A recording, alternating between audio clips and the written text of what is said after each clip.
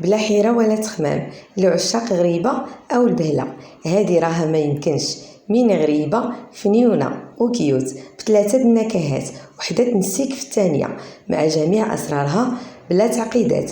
نوضي دابا حضريها خفان زربان. لهذا سيدتي تبعي معايا لا فيديو من الأول حتى الآخر باش نكتشفوا المكونات والمقادير وطريقة التحضير.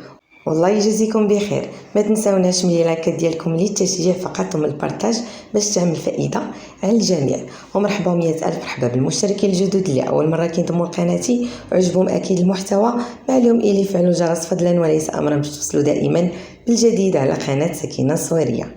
قبل ما نبداو الفيديو ديالنا ديال اليوم ما نساوش نصليوا على النبي عليه افضل الصلاه والسلام، ونبداو بركه الله ونقولوا بسم الله بالمكونات والمقادير وطريقه التحضير في نفس الوقت. واول حاجه كنحتاجو هنايا القصريه ديالنا او الطبسيل اللي غنجو فيه المكونات. عندي هنايا 125 غرام ديال الزبده، اي العلبه اللي كتكون فيها 250 غرام تناخذوا النصف ديالها. ممكن تخدموا بالزبده الحيوانيه وانتم لكم الاختيار. عندي هنايا كأس من عبار، كاس ديال العنبه من سكر الخشن اي سنيده، حوالي 110 او 120 غرام ديال السكر. ممكن تنقصوا ممكن تزيدوا، ولكن تنقصوا ممكن تزيدوا، الحلاوه راه هي هذيك. كنمزج الزبده مزيان مع السكر، غير الزبده تكون بدرجه حراره المطبخ عفوا. كذلك عندي هنايا كاس الا ربع من عبار، كاس ديال العنبه من الزيت النباتيه. عندي هنايا واحد نص كاس ديال اللوز اللي محمر ومطحون مهروش. وكذلك عندي تقريبا واحد 3 ديال المعالق كبار ديال الزنجلان اي السمسم ما حمرتوش، لان في الطياب ديالها كطيب على مهل راه كيتحمر لينا وكيعطينا داك التقرميشه. عندي هنايا كنكهه، عندي معلقه صغيره مملوءه جيدا ما بين النافع وحبه حلاوه اللي مطحونين ومغربلين. اللي ما بغاش نكهه النافع وحبه حلاوه ممكن تضيفوا معلقه صغيره ممسوحه من القرفه، اللي بغى القرفه يديرها، اللي بغى حبه حلاوه والنافع يديرهم ممكن ديروهم حتى بزوج. عندي هنايا خماره ونصف من فئه 8 غرام. عندي هنايا الدقيق اللي كنضيفو غير بالتدريج، يعني ما كنديروش دفعه واحده، كندير كاس بكاس وانا كنعركها من الديبار باش ما تغلبنيش.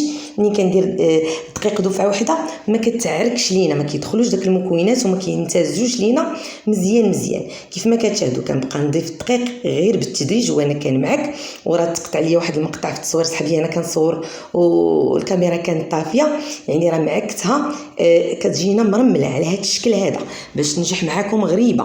ماشي منين نجي نشكلوا هذا الشكل لينا بكل سهوله، ضروري ما تكون عندنا مرمله ومفتفته في الخليط ديالها بحال هذا القوام هذا. كنبدا نشكل الكويرات يكونوا الحبات ديالهم صغار، يعني الوزن ديالهم ما بين 8 حتى ل 9 ديال الغرام. الناس اللي غيوزنوهم ما غتوزنوهمش، انا كنعطيكم العبار حتى بالاصبع ديالي يعني قداش كيكونوا الحبات، ومازال غيتضاعف الحجم ديالهم اكيد اثناء الطهي. كيف ما كتشاهدوا يعني كنجمع داك الكويرات مزيان وكنلولبهم ما بين يديات لوليبه خفيفه، ما نضغطش عليهم باش ما يتكسروش ليا. كنكمل الكميه كلها هي اللي عندي. كنجيب هنا واحد لاطا، ماشي ضروري نفرشوا ليها البابي كويسون، نمسحوها غير مسحه خفيفه من الزيت. وكنستف هنايا الحبات ديالي وكنبعد بيناتهم واحد شويه. الفران ديالي ضروري خصو يكون سخون مزيان. من قبل فاش بديت كنشكلها درت الفران ديالي سخون مزيان. مجرد ما كنوضعوا اللاطه ديالنا كنقصوا الادنى درجه، يعني بحال اللي غادي نطفيوها الشميعه على الوجه ديالها، يعني كطيب غير من الوجه ديالها تقريبا ميم با واحد 5 ديال الدقائق حتى ل 6 دقائق، غير كتبدا تشقق لينا وكنطلعوها للفوق باش كطيب لينا من الاسفل. نمروا الان للنكهه الثانيه، ونفس المقادير ونفس العبارات تماما كتختلف غير في بعض الاشياء في النكهات والاضافات اللي غادي نضيفوا. يعني درنا 125 غرام ديال الزبده، كاس الا ربع ديال الزيت، كاس ديال السكر، وكنضيف هنايا ديك الفواكه الجافه السك، او ممكن نديروا حتى قطعه ديال الكيوي ونقطعوهم رقاقين. كذلك كنضيف هنايا النكهه ديال البيستاش او لاغوم ديال البيستاش ماشي الملون. تقريبا درت هنايا 2 معالق صغار، نتوما على حسب داك النوعيه د النكهه واش مجهده ولا خفيفه. انا كانت عندي خفيفه درت 2 معالق صغار. كذلك ما نساوش خماره ونصف من فئه 8 غرام، وكنبقاو نجمعوها بنفس الطريقه، والدقيق غير بالتدريج. بالتدريج حتى كنبسبسوها على هذا الشكل هذا. ملي كنجيو نشكلوها عاد كتشكل معنا حتى كنضغطوا عليها، يعني كنكمشوها ما بين يدينا عاد كتجمع. ضروري ما يكون القوام ديالها كيف ما شفتوا في الاناء او في القصريه تكون مبسبسه. الا شفتوها جمعات لكم بسهوله راه باقي ناقصها الدقيق. كذلك كنستفها في اللاطه ونطيبها بنفس الكيفيه. عندي هنايا النكهه الثالثه بنفس المقادير، الزبده والزيت والسكر تماما والخماره، يعني خماره ونصف. كل جزء درناه في هذه البهله. كندير هنايا معلقه كبيره عامره ديال قهوه سريعه الذوبان اي نيسكافي.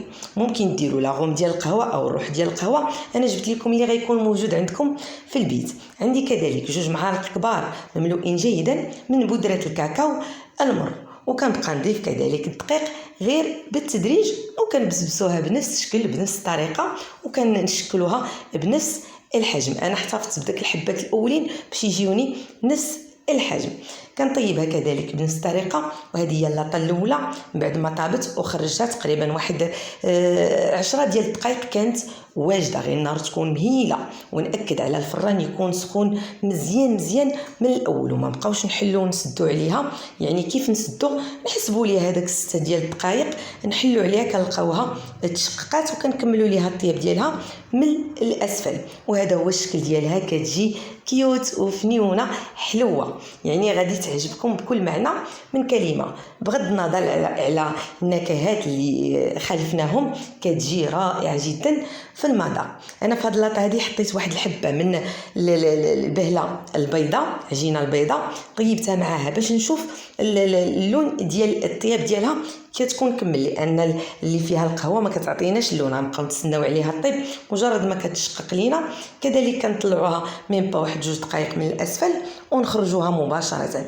والتزيين كاقتراح او كاضافه على حسب الرغبه، عندي هنايا تقريبا واحد 5 ديال الحبات ديال الشوكولاته كالا اللي ذوبتها في حمام مريم، ودرتها في واحد جيب حلواني او كيس بلاستيكي. درت واحد ثقب صغير وكنشكل خطوط، وكندير لها شويه ديال الاوراق ديال الذهب. كيف ما يمكن لكم ديروا اوراق ديال الورد الاحمر، الورد البلدي، لكم الاختيار في كيفيه التزيين او تخليوها كما هي.